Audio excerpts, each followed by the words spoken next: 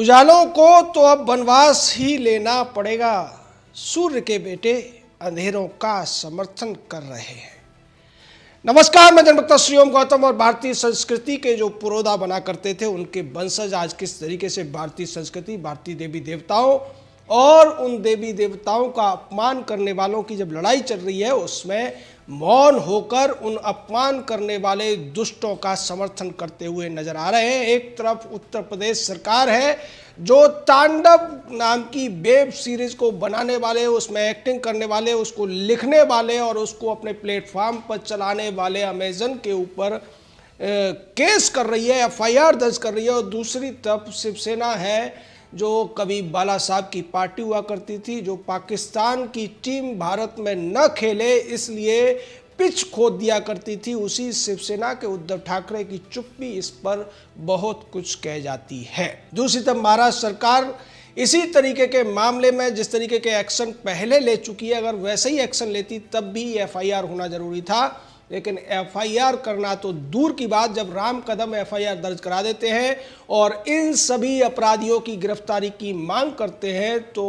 राम कदम को गिरफ्तार करके हिरासत में ले लिया जाता है, क्योंकि वो उन लोगों का विरोध कर रहे हैं जो भगवान शिव का अपमान करते हैं, जो देश के ऊपर, देश की संस्कृति पर सवाल उठाते हैं, टुकड़े टुकड़े गैंग के डायलॉग्स को बोलते हैं और देश में जातिगत विद्वेष फैला देना चाहती है। महाराष्ट्र सरकार पूरी तरीके से इस मामले में एक्सपोज हो गई है। एक्सपोज तो रामद्रोही मुलायम का बेटा भी हो गया है, जो सीधे तौर पर इस पूरे मामले में तांडव की टीम का बचाव करता हुआ नजर आ रहा है और उत्तर प्रदेश पुलिस पर सवाल उठा रहा है, उत्तर प्रदेश सरकार पर सवाल उठा रहा है। लेकिन बड़ी खबर तो बीच में और आ रही है कि उत्तर प्रदेश में अब तक 3 एफआईआर हो चुकी है। एक एफआईआर लखनऊ में इंस्पेक्टर ने कराई थी, उसके अलावा दूसरी एफआईआर शाहजहांपुर में हुई और तीसरी एफआईआर हुई है ग्रेटर नोएडा में। और इस एफआईआर में SC/ST एक्ट भी लगाया गया है, क्योंकि इस पूरी वेब सीरीज में जातिगत शब्दों का इस्तेमाल हुआ है, जातिगत विद्वेष फैलाने की कोशिश हुई है और इसको लेकर एक व्यक्ति ने SC/ST एक्ट के तहत अब एक नई एफआईआर लगा दी है, जिसमें न केवल निर्माता, निर्देशक, लेखक, प्रोड्यूसर से लेके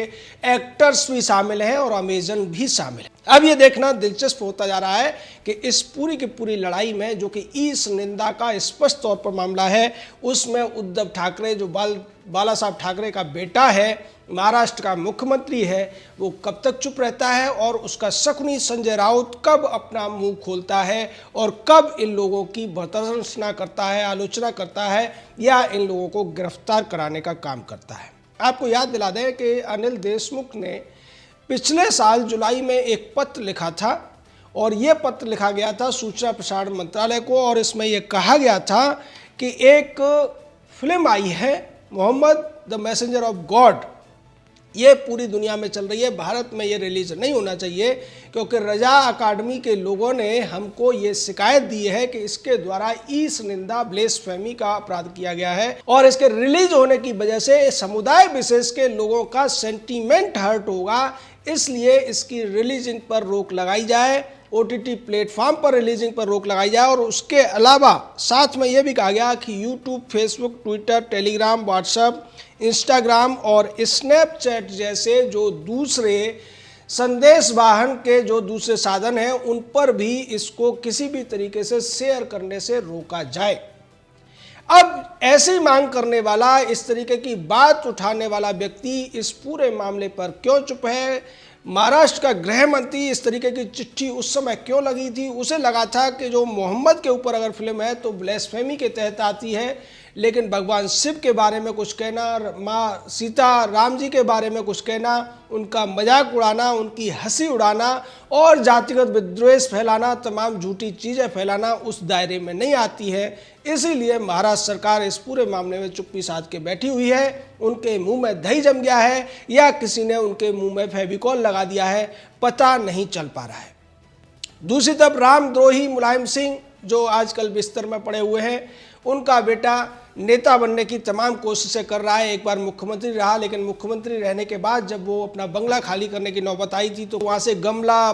टोटी और तो और जो कमोड होता है वेस्टर्न टाइप का, उस कमोड तक को उठाकर ले गया था, टाइल्स खुदवा के ले गया था। उसी अखिलेश का कहना है कि तांडव सीरीज के बहाने भाजपा तांडव कर रही है उत्तर प्रदेश में, जरूरी मुद्दों से ध्यान भटकाना चाहती है, ये कोई बड़ा मुद्दा नहीं है। तांडव वालों ने माफ़ी मांग ली है और इससे कोई फर्क नहीं पड़ने वाला है। उसमें किसी ने कुछ कह दिया तो इसको लेकर प्रदेश सरकार को इस तरीके की कार्रवाई करने की जरूरत नहीं है। प्रदेश सरकार को दूसरे मामलों में काम करना चाहिए, लॉ एंड ऑर्डर की सिचुएशन पर ध्यान देना चाहिए, बाकी इन चीज़ों से उसे दूर रहना चाहिए, ये कहना है अखिलेश यादव का। अब आप सोच सकते हैं कि अगर अखिलेश यादव उत्तर प्रदेश का मुख्यमंत्री रहा होता इस समय तो निश्चित तौर पर ये इनाम दे रहा होता। यश भारती का इनाम दिया जाता था, 50 लाख रुपए तक का जो इनाम दिया जाता था वो ये दे रहा होता उन लोगों को जिन्होंने तांडव फिल्म बनाई है या उसमें एक्टिंग की है। लेकिन दूसरी तरफ जिस तरीके से जनता इस पूरे मामले में गुस्से में है, क्रोध में है, वो जनता अखिलेश को भी देख रही है, उद्धव ठाकरे की चुप्पी को भी देख रही है। अनिल देशमुख जो ब्लेसफेमी का बहाना करके एक OTT प्लेटफॉर्म पर रिलीज होने वाली फिल्म को रिलीज होने से पहले रुकवाने की कोशिश करता है, इतना सब होने के बाद उसके अंदर की अंतरात्मा कहाँ मर गई है? क्या अब उसको लॉ एंड ऑर्डर सिचुएशन खराब होने का डर नहीं लग रहा है? क्या वो भूल गया है कि ये वही महाराष्ट्र है जहां पर बाला साहब ठाकरे के नाम पर हिंदूवादी लोग खड़े हो जाया करते थे और वो किसी भी प्रकार के अतिक्रमण को जो भारतीय संस्कृति पर, सनातनी संस्कृति पर होता था, उसका विरोध किया करते थे। उद्धव ठाकरे इस पूरे मामले में चुप्पी साधे हुए हैं, उनकी सरकार चुप्पी साधे हुई है, लेकिन उत्तर प्रदेश पुलिस पूरी तरीके से सक्रिय होकर इसमें काम कर रही है। उत्तर प्रदेश पुलिस के बड़े अधिकारी मुंबई पहुंच चुके हैं और उन्होंने अपना काम शुरू कर दिया है, जबकि 2 अन्य जगह पर जिस तरीके से FIR हुई है, अब जो ग्रेटर नोएडा की FIR है वो बहुत महत्वपूर्ण इसलिए है क्योंकि किसी भी मामले में जिसमें SC/ST एक्ट लगाया जाता है वहाँ पर जो जांच है वो गजेटेड ऑफिसर करता है, राजपत्रित अधिकारी करता है। और ऐसी स्थिति में राजपत्रित अधिकारी, गजेटेड ऑफिसर, इन सभी बागड़ बिल्लों को जिनके खिलाफ ये शिकायत की गई है, इन्हें अब उत्तर प्रदेश में बुलाएगा, पूछताछ करेगा और इनके ऊपर जो आरोप सिद्ध होंगे उसके बाद इन्हें जेल भी जाना पड़ेगा। SC/ST एक्ट के अंतर्गत एक ऐसा प्रावधान भी है कि अगर ये लोग इस तरीके के अपराध में लिप्त हैं तो उन्हें जो अधिकारी है, जांच अधिकारी है, वो सीधे हिरासत में ले सकते हैं और उस मामले में आसानी से जमानत भी नहीं मिलती है। निश्चित तौर पर इन लोगों ने जो अपराध किया है उस अपराध की सजा इन्हें मिलने वाली है, ये लगभग तय हो गया है। और इसके लिए चाहे अखिलेश यादव इनकी पैरवी करे, कांग्रेस पार्टी पिछले दरवाजे से इन्हें बचाने की कोशिश करे, या फिर उद्धव ठाकरे और अनिल देशमुख चुप्पी साधे रहे, इन पापियों को इनके किए की सजा तो मिलकर ही रहेगी और इस सजा से इन्हें कोई बचा नहीं सकता है, ये कितनी भी कोशिशें कर लें। तमाम जो इन्होंने माफ़ीनामा लिखने की बात कही और ये कहा कि हम माफ़ी मांग रहे हैं, यानी इनका मतलब ये था कि इन्होंने अपराध किया था और अब इन्हें उस अपराध के आधार पर लोगों की जो भावनाएं आहत हुई हैं उसके परिणाम को सोचकर ही इन्हें कपकपी छूट रही है। इन्हें ये लग रहा है कि अगर उत्तर प्रदेश की जेलों में रहना पड़ेगा तो फिर इनके सारे धंधे चौपट हो जाएंगे, इनकी सारी अभिव्यक्ति की आज़ादी रखी की रखी रह जाएगी। इन्हें ये लगता था कि इस पूरी की पूरी वेब सीरीज के माध्यम से जो JNU का मुद्दा दब गया था, जो वामपंथी सोच एक ठंडे बस्ते में चली गई थी, उसको उठाकर युवाओं को भ्रमित करने का काम करेंगे और उसके माध्यम से एक नया नैरेटिव लोगों को देंगे कि अगर वो ऊंची जाति की महिलाओं के साथ में कोई भी किसी भी तरीके का फरेब ठगी करते हैं तो इसको वो अपनी जो गिल्ट फीलिंग है उसे हटाने के लिए उन्होंने तमाम डायलॉग्स दिए। उसी तरीके से यहाँ पर भगवान शिव और राम के खिलाफ जिस तरीके की बातें की गई, जिस तरीके के मस्करे के रूप में भगवान शिव को दिखाया गया और मस्करे जैसे जो स्टैंडिंग कॉमेडियन डायलॉग बोलते हैं उस तरीके के डायलॉग बुलवाए गए हैं।